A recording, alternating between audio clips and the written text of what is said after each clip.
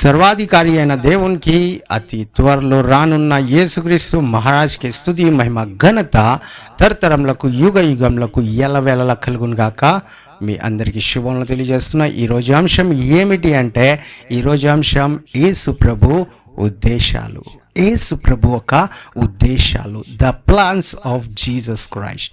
మనము ఆయన ఉద్దేశాలని తెలుసుకుంటే మనము ఆయన ఉద్దేశాల్లో మన జీవితాల్ని చాలా మంచిగా నడిపించుకోగలం. ఒక 5వ తరగతి కుమారుడు ఏం చేశాడంటే, వారి స్నేహితుడితో అడిగాడు, ఎన్నింటికి పడుకుంటా బ్రో నువ్వు అని అడిగినప్పుడు ఆ ఫ్రెండ్ అన్నాడు, డిపెండ్ అవుతుంది, ఒక్కొక్కసారి బుక్స్ నా చేతిలో ఉంటే, పుస్తకాలు నా చేతిలో ఉంటే నేను 9ంటికి నిద్ర వచ్చేస్తుందిరా.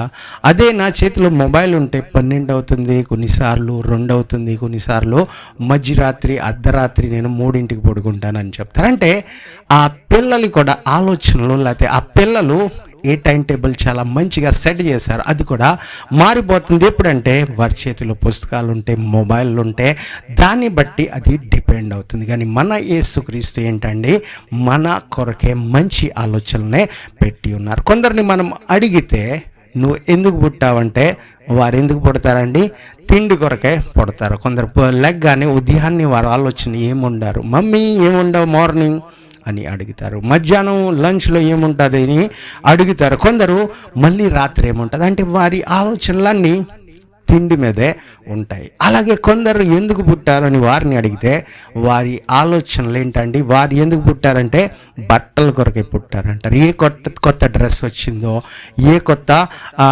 షర్ట్ వచ్చిందో, ఏ కలర్ బట్టలు కొనుక్కోవాలో, ఎక్కడికి వెళ్ళి కొనుక్కోవాలో అదే వారి ఆలోచనలో ఉంటాయి. ఇంకా కొందరిని అడిగితే మీరెందుకు పుట్టారంటే వారు చూడండి తిరుగుడు గురించే వారు పుట్టారంటారు. ఎక్కడ తిరగాలో, వారికున్న బాధలన్నీ తిరుగుతూ ఉంటే వెళ్ళిపోతాయంట. వారికున్న అనారోగ్యాలు ఎలాగపోతాయంటే తిరుగుతూ ఉంటే వారి ఆ అనారోగ్యాలు వెళ్ళిపోతాయంట.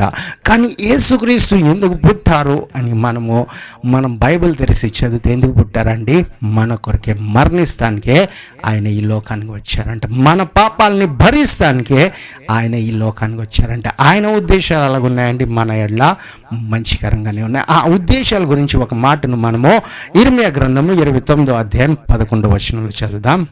మా మొదటి ఆరాధన లూనావాలయందు ప్రతి ఆదివారం 10:30 గంటల నుండి 1:30 వరకు జరుగును. అలాగే రెండవ ఆరాధన నెరూలులో 5 గంటల నుండి 6:30 గంటల వరకు జరుగును. మా మూడవ ఆరాధన ఆన్లైన్ యందు 8 గంటల నుండి 10 వరకు జరుగును. మా వివరముల కొరకు మా యొక్క ఫోన్ నెంబర్ని కాంటాక్ట్ అవ్వాల్సిందిగా కోరుచున్నాం. మా ఫోన్ నెంబర్ 9819533763. దేవుడు మిమ్మల్ని దీవించునుగాక. నేను మిమ్మల్ని గూర్చి ఉద్దేశించిన సంగతులను నేను ఎరుగుదను. రాబోవు కాలమందు మీకు నిరీక్షణ కలుగునట్లుగా అవి సమాధానకరమైన ఉద్దేశంలే కానీ హానికరమైనవి కావు. ఇదే యెహోవా వాక్కు. ఏంటండి, సమాధానపరచుటకే ఆయన ఉద్దేశాలు అంట. ఆయన ఉద్దేశాలు మనల్ని సమాధానపరచాలనే ఆయన ఉద్దేశాలు. కానీ యోసేపు జీవితంలో ఏంటండి, ఆయన దర్శనం చూశాడు, ఆ దర్శనాన్ని తండ్రికి చెప్పాడు, తల్లికి చెప్పాడు, అన్నలకి చెప్పగానే వారి మధ్యలో రచ్చలేగిందంట, వారి మధ్యలో గలిబిలి స్టార్ట్ అయిందంట. యోసేపు ఒక దినాన ఆహారం ఇస్తానికి వారి అన్నల దగ్గరికి వస్తే వారి అన్నలు దూరం నుంచి ఒక ఆలోచన కలిగి ఉన్నారు, దూరం నుంచి ఒక ప్లాన్ చేసుకుని ఉన్నారు. ఏంటంటే వస్తున్నాడు, దర్శనాలు చూసే ఆ డ్రీమర్ వస్తున్నాడు, ఆయన్ని పట్టుకుని కలలకనే ఆ వ్యక్తి వస్తున్నాడు, ఆ తమ్ముడిని చంపాలని వారు ప్లాన్ చేసుకున్నారంటే ఈ దర్శనం ద్వారా వారి మధ్యలో సమాధానం ఉందా లేదా అంటే సమాధానం వెళ్ళిపోయినట్టుగా కనిపిస్తుంది. కానీ కొన్ని సంవత్సరాల తర్వాత మళ్ళీ కలిసిన తర్వాత వారి రిలేషన్షిప్ ఎంత స్ట్రాంగ్ అయిందంటే ఇంకా ఎవరు వారిని విడిపించలేకపోయారు. వారి మధ్యలో ఎవరు చూడండి ఏ ఒక గొడవ తీసుకురాలేనంత గట్టిగా దేవుడు వారిని సమాధానపరిచారు. అంటే ముందుగా మనకు కనిపిస్తుంది ఎలాగంటే మన మధ్యలో సమాధానం ఇంకా కోల్పోయామేమో, ఇంకా ప్రారంభించిన బిజినెస్ మనం ఇంకా లాస్ అయిపోయామేమో, మనం జాయిన్ అయిన ఆ ఆఫీస్ లేకపోతే ఆ ఉద్యోగం ఇంకా మనకు ఏ మేలు చేయదని అనుకుంటారు. లేకపోతే చాలామంది వివాహం అయిన తర్వాత నా జీవితం పాడైపోయింది, నా కుమారుడి జీవితం పాడైపోయింది, నా కూతురిని వారికి ఇచ్చాను, ఆడంతా నా కూతురి జీవితాన్ని పాడు చేస్తాడని అనుకుంటారు. కానీ ఎప్పుడైతే ఆ వారి ఆలోచనలు, మన ఆలోచనలు, అందరి ఆలోచనలు దేవుడితో కలిపి నడిపితే చూడండి, ఎంత దుర్మార్గుడైనా, ఎంత చూడండి మనకు హాని చేయాలని ప్రయత్నించిన వ్యక్తి అయినా, ఎంతగా మనల్ని బాధించాలన్న వ్యక్తి కూడా ఏమవుతాడండి, మారిపోతాడు. ఇక్కడ యోసేపు వారి అన్నల ఆలోచనలు చూస్తే, వారి అన్నల ఆలోచనలు ఏంటండి, యోసేపు ఎట్లా మంచివి కానే కాదంట, మంచివి కనిపించట్లా, ఏ ఒక ఉద్దేశం కూడా ఆయనకు మేలు చేయాలని వారు కోరుకోవాలి. కానీ ఆఖరికి యోసేపు ఏమయ్యాడండి, మంచి స్థానంలో నిలిచాడు. ఆ యోసేపు దగ్గరికి వీరందరూ వెళ్ళారు. అందరూ ఏమయ్యారండి, ఒక సమాధానకరంగా ముందుకు సాగారు. అంటే దేవుని ఆలోచనలో నడిస్తే యోసేపు నడిచాడు. ఇంకా వారన్నలు నడవకపోయినా యోసేపు వలన ఏమైందండి, ఒక వ్యక్తి వల్ల ఏమైందంటే వారందరూ సమాధానపరచబడ్డారు. అదండి మన యేసుక్రీస్తు ఆలోచనలు, యేసుక్రీస్తు ఉద్దేశాలు. మన ప్లాన్స్ ఎలాగున్నా దేవుని ప్లాన్స్తో కలిస్తే అదేమవుతాయండి, మనకు సమాధానకరంగా మారుస్తాయి. వారి ఫ్యామిలీ అంతా 12 గోత్రాలు మనం చూస్తున్నాం. 12 గోత్రాలు అందరూ దీవించబడ్డారు. వారందరూ సమాధానకరంగా ఉన్నారు అంటే దానికి కారణం ఏంటండి, యోసేపు దేవుని ఆలోచనలతో నడవగలిగారు. ఈ రోజులు మనం నడవగలుగుతున్నామా? మనం వేరే వారిని చూసి వారిని దూషిస్తున్నామా? లేకపోతే వారు నడవట్లేదని మనం కూడా దేవుని ఆలోచనలో నడవకుండా, దేవుని చిత్తంలో వెళ్ళకుండా, దేవుని చెప్పినట్టుగా వినకుండా మన త్రోవలో మనం వెళ్తున్నామా? చాలా జాగ్రత్తగా మనము ఆలోచించాలి. ఎందుకంటే చూడండి, ఒక కుటుంబం అంతా మంచి దారిలో వెళ్ళాలంటే, ఒక దేశం అంతా మంచి త్రోవలో నడవాలంటే, వీరు చూడండి, ఏదో ఒక కుటుంబం అంటే ఏదో ఒక చిన్న ప్రాంతానికి, ఒక చిన్న విలేజర్స్ కాదు, లేకపోతే చిన్న ఊర్లో ఉండే వ్యక్తులు కాదు, ఇది ఒక దేశంగా దేవుడు వారిని మార్చారు. ఆ దేశమే ఒకవేళ చూడండి సమాధానకరంగా లేకపోతే ఏం జరిగేదండి, ఈరోజు ఇజ్రాయెల్ అంత గొప్ప దేశంగా కనిపించేది కాదు. ఆ కాలం నుంచే దేవుడు వారికి ఉద్దేశించిన ఆ ఉద్దేశాలు ఎలాగున్నాయంటే, ఆ సంగతులు ఎలాగున్నాయంటే మేలుకరంగా ఉన్నాయి, సమాధానకరంగా ఉన్నాయి. వారు సమాధానంతో నడిచినట్టుగా వాక్యం సెలవిస్తుందండి. ఆ దేవుడిని మనం కూడా వెంబడిస్తున్నాం. మనం ఏ దేశంలో ఉన్నా, ఏ కులంలో ఉన్నా, ఏ ప్రాంతంలో ఉన్నా, ఏ భాష వారమైనా చూడండి, మనము ఆయన ఉద్దేశాలని తెలుసుకుంటే మన కొరకే కూడా అదేంటండి, సమాధానకరంగా ఉన్నాయంట. అలాగే రెండవదిగా మనం చూస్తే ఆయన ఆలోచనలు మన ఎడల, ఆయన ఉద్దేశాలు మన ఎడల హాని చేయుటకు కానే కాదు అని వాక్యం సెలవిస్తుంది. కానీ ఏంటి బ్రదర్, హానికరంగా కాదు అంటున్నారు, హాని ఉండవు ఆయన ఆలోచనలో. కానీ మేము వచ్చాము, యేసుక్రీస్తుని ఎరిగాము, ఆయన నమ్ముతున్నాం, కష్టాలు వస్తున్నాయి, బాధలు వస్తున్నాయి, ఇబ్బందులు వస్తున్నాయి బ్రదర్, ఏం చేయాలి చెప్పండి అంటారు.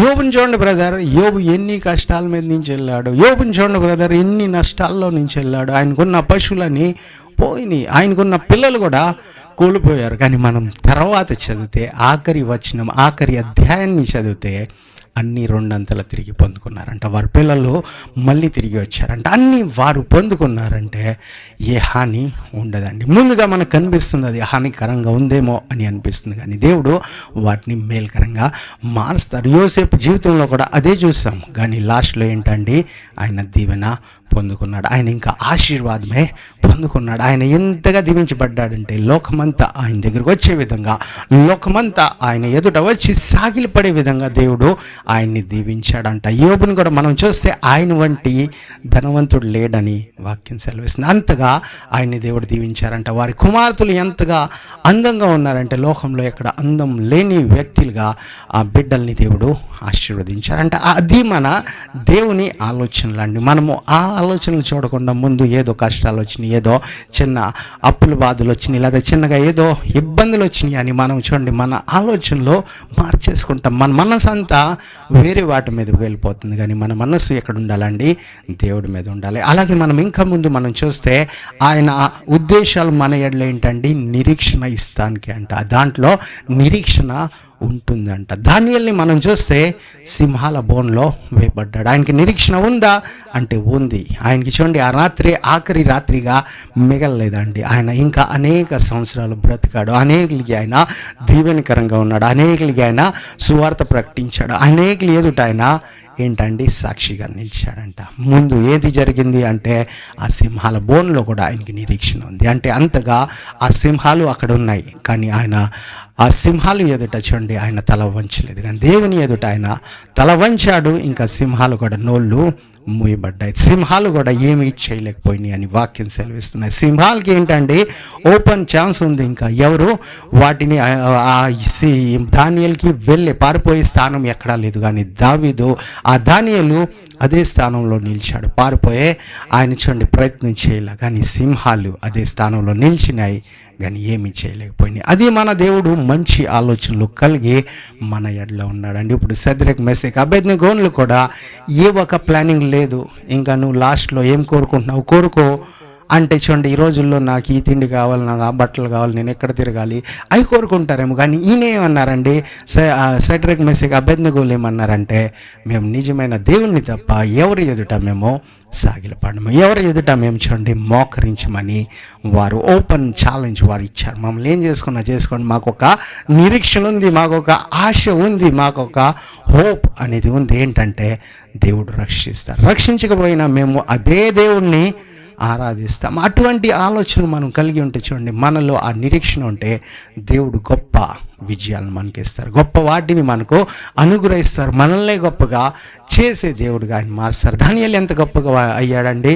ఆ దానియేలు దేవుడు నిజమైన దేవుడు అని వారు ఒప్పుకున్నారు. షద్రక్ మెషక్ అబేద్నెగోల్ని ఎంతగా గొప్పగా దేవుడు ఆయన మార్చారంటే వారి దేవుడే నిజమైన దేవుడు, మేము కూడా అదే దేవుడిని ఆరాధిస్తామని అనేకులు నమ్మారంట. ఒక కుమారుడు వారి తండ్రిని అడుగుతున్నాడు, డాడీ ఈ తాగుబోతులు ఎవరు, ఈ డ్రింకర్స్ ఎవరు, వారిని ఎలాగ మనము తెలుసుకోగలమంటే వారి తండ్రి అన్నాడు, ఆ దూరంలో నీకు 4 కార్లు కనిపిస్తున్నాయిగా, ఆ 4 కార్లు చూసి 8 కార్లు వారికి కనిపిస్తాయి. వారు ఈ 4 కార్లు అంటారు, వారిని 8 కార్లు అంటారు. అటువంటి వ్యక్తులే తాగుబోతులు అని వారి తండ్రి ఏంటండి కుమారుడికి చెప్పాడు. ఆ కుమారుడు వెంటనే అన్నాడు, 8 కార్లు ఎక్కడ, 4 కార్లు ఎక్కడున్నాయి డాడీ, అక్కడ 2 కదా ఉన్నాయి అని చెప్పాడు. అంటే వారి తండ్రి కూడా తాగే చెప్తున్నాడు. అంటే కొందరు మనం కొన్నిసార్లు వారి దగ్గర వెళ్ళి అడుగుతాం, అంటే ఎవరు పాపం చేసిన వారు, ఎవరు మంచి మార్గం చూపించేవారు, ఎవరు ఎటువంటి వారని మనం అడుగుతాం. కానీ వారిలోనే పాపం ఉంటుంది. కానీ దేవుడు మనకున్న పరిశుద్ధమైన దేవుడు, పరిశుద్ధంతో జీవించిన దేవుని సన్నిధికి మనం వస్తే చూడండి ఆయన మనకు నిజమైన త్రోవల్ని చూపిస్తారు. ఆయన మనకు తెలియజేస్తారు నిజమైన వ్యక్తి ఎవరు, ఆయన మనకు తెలియజేస్తారు నిజమైన పని ఏంటో, కరెక్టేనా పని ఏంటో, నిజమైన ఆయన సన్నిధి, ఆయన ఆరాధన ఏంటో. కాబట్టి మనం చూడండి ఎప్పుడైతే ఆయన గురించి మనం ఇంకా తెలుసుకుంటామో, ఆయన ఉద్దేశాల ఎడల మనం ప్రేమిస్తాము, ఆయన ఉద్దేశాలని ప్రేమించి ఆయన్ని ప్రేమించి మనము ఆయన దగ్గరికి వస్తే దేవుడు ఏం చేస్తారండి, మనల్ని సమాధానపరుస్తారు, మనల్ని దీవిస్తారు, హానిలో నుంచి కూడా మన కొరికి మేలుని తీసుకొస్తారు. చూడండి ఆ మార అనే అనుభవాల్లో నుంచి కూడా మధురమైన అనుభవాల్ని మనకు అనుగ్రహిస్తారు. ఇంకా క్లోజ్ అయిపోయింది, ఇంకా డోర్స్ అన్నీ క్లోజ్ అయిపోయినాయి, ఎవరు తెరిసేవారు లేరు, ఇంకా ఆ సమయం రాదు అని ఆలోచించే సమయంలో కూడా దేవుడు మన కొరకే కొత్త మార్గాలు తెరుస్తారండి, కొంత త్రోవలు మన కొరకే సిద్ధపరుస్తారు, కొత్త ఆ మార్గాలు మన కొరకే ఆయన సిద్ధపరుస్తారు. మనం కేవలం ఆయన ఆలోచనల్ని మనం తెలుసుకోవాలి. ఆయన ఆలోచనలో మనల్ని హానిపరుస్తాను కాదు, కానీ మనల్ని మేలుకరంగా మార్చే దేవుడు, మన కొరకే సమాధానకరంగా మార్చే దేవుడు. ఆ దేవుడిని మనము వెంబడించే విధంగా ఉండాలి. ఆ దేవుడు ఎందుకు పుట్టాడో వాటిని తెలుసుకుని వాటి ద్వారా మనం దీవెనలు పొందుకునే విధంగా ఉండాలి. ఆయన ఎందుకు మరణించారండి, మనం జీవించాలనే ఆయన మరణించారు. ఆయనకి తెలుసు ఒక సమయం వస్తుంది మన కొరకే మరణించాలి.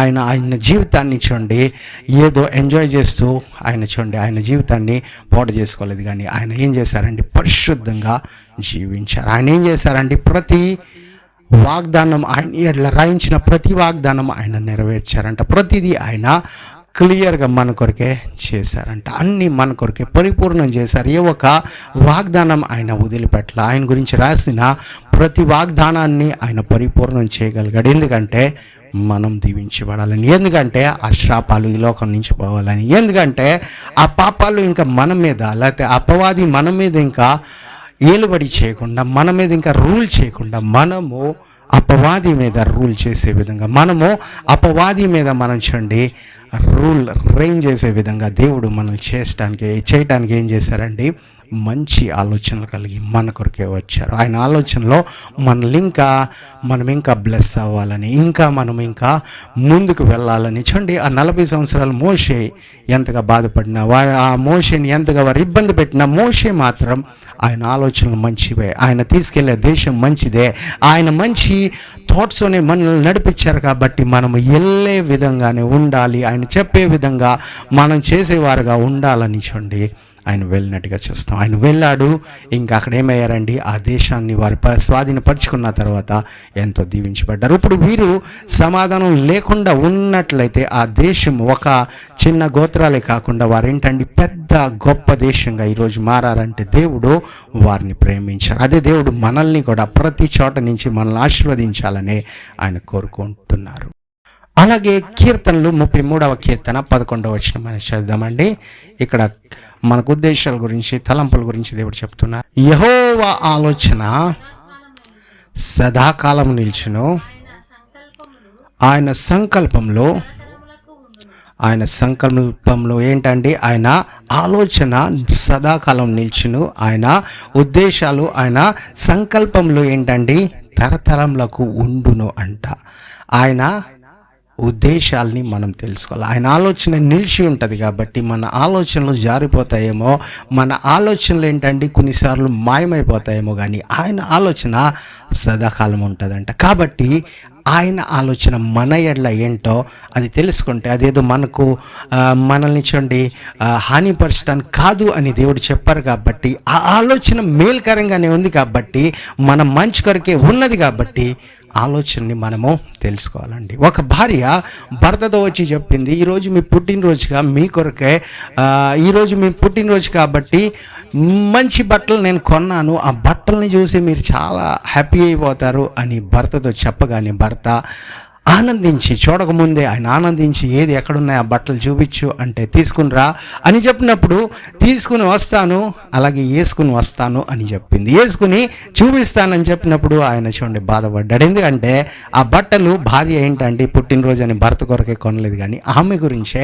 కొనుక్కున్నది. ఈ రోజుల్లో ఎవరికైనా ఈ అధికారం ఇచ్చినా, ఎవరికైనా ఒక పోస్ట్ ఇచ్చినా, ఎవరికైనా ఒక డబ్బు ఏంటండి ఆ ధనం ఇచ్చినా, ఎవరికైనా ఒక ఇల్లు ఇచ్చినా, ఏది ఇచ్చినా వారు ఏం చేస్తారండి, వారి కొరకే వాడుకుంటారు. కానీ వేరే వారి గురించి, లేకపోతే వారి భర్తల గురించి, భార్యల గురించి, పిల్లల గురించి, తల్లిదండ్రుల గురించి ఆలోచించేవారు తక్కువ మంది. కానీ ఇక్కడ దేవుడు ఎవరి గురించి ఆలోచిస్తున్నారండి, సొంత కుమారుల కొరకే కాకుండా ఆయన కుమారుడిని మన కొరకే అప్పగిచ్చారంట. ఎందుకంటే మనము ఆయన కుమారులుగా మారాలి, ఎందుకంటే మనము ఆయన కుమార్తెలుగా మారాలని దేవుడు ఏం చేశారండి, ఆయన సొంత కుమారుడిని మన కొరకే అప్పగించారంట. అది దేవుని ఆలోచన. అది మనం తెలుసుకుంటే మనకు చూడండి అభివృద్ధి మన జీవితంలో కలుగుతుంది, మన జీవితంలో ఆనందం అనేది వస్తుంది, మన జీవితంలో ఏంటండి సంతోషం అనేది వస్తుంది. ఇర్మియా 1వ అధ్యాయం 5వ వచనంలో ఒక మాటను మనం చూద్దాం. అక్కడ గర్భంలో నేను నిన్ను రూపింపక మునుపే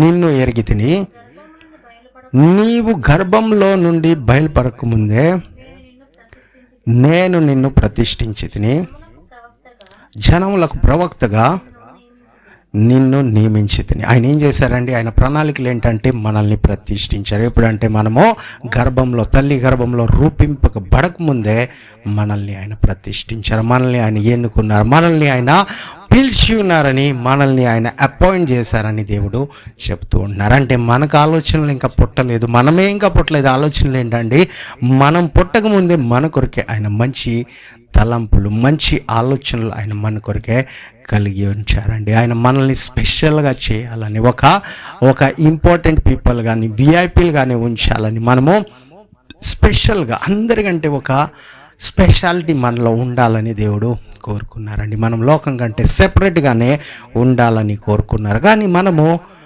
ఈ ఫ్రెండ్ నా గురించి ఏం ఆలోచిస్తున్నాడు, ఆ ఫ్రెండ్ నా గురించి ఏం ఆలోచిస్తుంది, వ్యక్తి నా గురించి ఏం ఆలోచిస్తున్నారు, అదే మన ఆలోచనలు ఏంటండి వేరే వారి ఆలోచనల మీద ఉన్నాయి. కానీ దేవుడు ఏం ఆలోచిస్తున్నారో మన కొరకే ఈ బైబిల్లో మనం చదివితే, ఈ పరిశుద్ధ లేఖనాల్లో మనం చదివితే దేవుని ఆలోచనలు ఏంటండి రివీల్ అయి ఉన్నాయి. అది మనకు చాలా మంచిగా అయి ఉన్నాయి. మనం ఎంతగా తెలుసుకుంటే అంతగా మనము ఆనందిస్తాం, ఎంతగా మనం తెలుసుకుంటే అంతగా వెలుగులోకి వస్తాం. ఎంతగా మనం చూడండి ఆ ఆలోచనల గురించి మనం చదువుతూ ఉంటే చూడండి మనకున్న టెన్షన్లు దూరం అయిపోతాయి, మనకున్న అనారోగ్యాలు దూరం అయిపోతాయి, మనకున్న చూడండి బాధలు దూరం అయిపోతాయి, మనకున్న ఈ ఇరుకులో ఉన్న జీవితం ఏంటండి విశాలం అవుతుందంట. ఎందుకంటే కొన్నిసార్లు ఇరుకు మార్గంలో మనం వెళ్తాం, కానీ ఎప్పుడు ఆ ఇరుకు మార్గంలోనే ఉండదు. ఎందుకంటే దేవుడు ఏం చెప్పారండి, మన పాదాలు విశాలమైన స్థానం మీద నిలబెడతారంట. మన పాదాలు అటువంటి చోటనే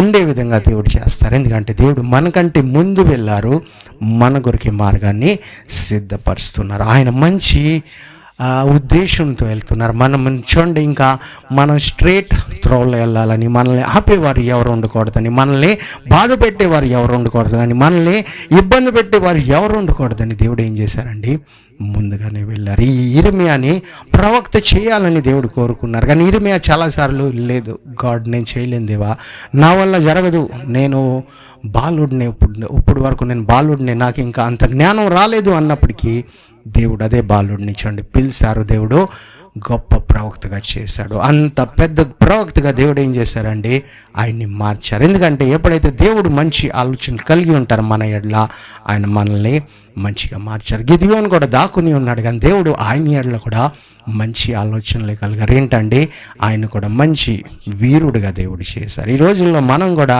మన స్థాయిని బట్టి, మన ఆలోచనలను బట్టి, మన జ్ఞానం బట్టి, మన శక్తి బలాన్ని బట్టి, మనకున్న చూడండి మనకి ఉన్న తెలిసిన వారిని బట్టి, కాంటాక్ట్స్ బట్టి మనం చిన్నగానే మనల్ని మనము అనుకుంటాం, మన వల్ల ఇంకా జరగదు అని మనం అనుకుంటాం. కానీ దేవుని ఆలోచనలో చాలా పెద్దగా ఉన్నాయి, దేవుని ఆలోచనలో చాలా చాలా మంచిగా మన ఎడలో ఉన్నాయి, దేవుడి ఆలోచనలో మనల్ని దీవిస్తానికే ఉన్నాయని బైబిల్ సెలవిస్తుంది. కాబట్టి ఆ ఆలోచనలు ఏంటి అని మనము ప్రార్థించాలి. మన ఆలోచనలు మనం చాలాసార్లు వచ్చి దేవుని సన్నిధిలో దేవుని పాదాల చెంత పెట్టాం, కానీ ఆ ఆలోచనలు మన మంచి కొరకయా లేకపోతే మన ఇరుగు పొరుగు వారు మంచి కొరకయా ఉన్నాయా కాదా మనము ఎప్పుడు ఆలోచించట్లా, ఎప్పుడు వాటి గురించి మనం పరిశీలించట్లా. కానీ దేవుడు అందరికీ మేలుకరంగా జరిగే విధంగా, అందరినీ సమాధానపరిచే విధంగా, కొన్నిసార్లు ప్రారంభంలో అది వేరే విధంగా అనిపిస్తాయేమో, కానీ ఆఖరికి వచ్చేసరికి, అది కరెక్ట్ టైంకి వచ్చేసరికి అన్ని మామూలు అయిపోతాయి. అందరినీ ఏకపరిచే విధంగా అవుతాయి, అందరినీ బ్లెస్ చేసే విధంగా అవుతాయి, అందరినీ చూడండి ఆయన త్రోవలో నడిపించే విధంగా అవుతాయి. కాబట్టి మనము ఆయన దగ్గరికి వచ్చేవారుగా ఉండాలి, కాబట్టి మనము ఆయన్ని ఆరాధించేవారుగా ఉండాలి, కాబట్టి మనము ఆయన సన్నిధికి వచ్చేవారుగా ఉండాలని వాక్యం చూడండి ఈరోజు మనకు చాలా స్పష్టంగా తెలియజేస్తుంది. అలాగే యోహాను సువార్త 3వ అధ్యాయం 16వ వచనం అందరికీ తెలిసిన మాట, ఇది మళ్ళీ మనం ఒకసారి చదువుదాం. దేవుడు లోకంను ఎంతో ప్రేమించెను కాగా ఆయన తన అద్వితీయ కుమారునిగా పుట్టిన వాని యందు విశ్వాసముంచు ప్రతివాడును నశింపక నిత్య జీవం పొందునట్లు ఆయనను అనుగ్రహించను. ఎందుకు పంపించారండి? నిత్య జీవము మనం పొందుకోవాలి. అంటే ఆయన ఆలోచన ఏంటండి, అందరూ ఏ ఒక్కరు నశించిపోకుండా అందరూ ఏంటండి నిత్య జీవము పొందుకోవాలి. కానీ కొందరు ఏంటండి తెలుసుకోవట్లా, దేవుడు మన దేవుడు కాదు, యేసుక్రీస్తు మన దేశానికి దేవుడు కాదు, లేకపోతే యేసుక్రీస్తు మన జాతికి సంబంధించిన వాడు కాదు, యేసుక్రీస్తు అని చూడండి. దేవుడు ఏ ఒక జాతి రాకముందే, లేకపోతే ఏ ఒక మతము రాకముందే ఆయన సృష్టికర్త అండి. ఆయన అన్నిటినీ సృష్టించారు, ఆయన భూమి ఆకాశాలని సృష్టించారు. ఈ భూమికి ఒక జాతి ఉందా, ఆ ఆకాశానికి ఒక జాతి ఉందా, లేకపోతే మనం తాగే నీళ్ళకి జాతి ఉందంటే, మనము పీల్చుకునే ఈ ఆక్సిజన్ లేకపోతే ఈ ఊపిరికి ఒక జాతి ఉందా అని అడిగి పీల్చుకుంటున్నారా అని చూస్తే చూడండి, లేదు. లేకపోతే ఏ నదుల్లో నుంచి తాగుతున్నారా, ఆ నీళ్ళకి ఒక జాతి ఉందా, దానికి ఒక మతం ఉందా అని అడిగితే చూడండి, ఆ నీటికి జాతి లేదు, మతం లేదు. మనలో ఉన్న ఏంటంటే మనలో ఉన్న రక్తానికి ఒక జాతి ఉందా, ఒక వేరే వేరే రంగులు ఉన్నాయా, ఒకరు రెడ్, ఒకరు గ్రీన్, ఒకరు బ్లూ అని ఈ వేరే వేరే మతం వారికి వేరే వేరే రంగులు రక్తం ఉందంటే లేదు. కాబట్టి మనం తెలుసుకోవాల్సింది ఏంటంటే ఒకే దేవుడు ఉన్నారు. ఇంకా ఆ ఒకే దేవుడు ఏం ఆలోచన కలిగి ఉన్నారంటే అందరూ నిత్య జీవము పొందుకోవాలి. కానీ ఈ రోజుల్లో అనేక పొలిటీషియన్స్ వారి బట్టి అనేక సినిమా యాక్టర్లను బట్టి అనేకలు చూడండి ఏదైతే చెప్తున్నారు వారిని ఫాలో అవుతున్నారు, మంచిది. కానీ వారు చెప్తున్నా లేకపోతే వారు తీసుకెళ్తున్న ఆ మార్గము తప్పు అని తెలుసుకోవాలి. ఎందుకంటే నిజమైన దేవుడు ఒకరే, ఆయన యేసుక్రీస్తు మాత్రమే. ఆయనే మంచి ఆలోచనలు కలిగి ఉన్నారు. అందరినీ క్షమిస్తానికి ఆయన వచ్చారు. ఏ ఒకరిని నాశనం చేస్తానికి ఆయన రాలేదండి. ఏ ఒకరిని శిక్షిస్తానికి ఆయన రాలే, అందరినీ క్షమిస్తానికి వచ్చారు. కాబట్టి మనం తెలుసుకోవాల్సింది ఏంటంటే మంచి ఆలోచన కలిగి ఉన్న దేవుడు ఒకే దేవుడు, ఒకే ఒకడు. కాబట్టి ఆ ఒకే ఒక దేవుడిని మనము ఆరాధించాలి, ఆ ఒకే ఒక దేవుడిని మనము వెంబడించాలి, ఆ ఒకే ఒక దేవుడిని మనము ప్రేమించాలి, ఆ ఒకే ఒక దేవుడితో మనం నడవాలి, ఆ ఒకే ఒక దేవుడితో మనం చూడండి ఆ నిత్య జీవంలో వారసులు అవ్వాలి. కాబట్టి మనము చాలా జాగ్రత్త మనం తీసుకోవాలండి. లైఫ్లో సీరియస్ లేకపోతే, మన చదువులో సీరియస్ లేదేమో, లేకపోతే మన పనుల్లో అంతగా సీరియస్ లేమేమో, లేకపోతే మనం వెళ్ళే త్రోవలో అంతగా సీరియస్ లేమేమో, మనం తినే తిండిలో అంతగా సీరియస్ లేమేమో, కానీ యేసుక్రీస్తుని నిజమైన దేవుడిని ఎన్నుకునే టైంలో మనం చాలా జాగ్రత్తగా ఉండాలి. ఎందుకంటే ఆ పరలోకం ఇంకా నరకం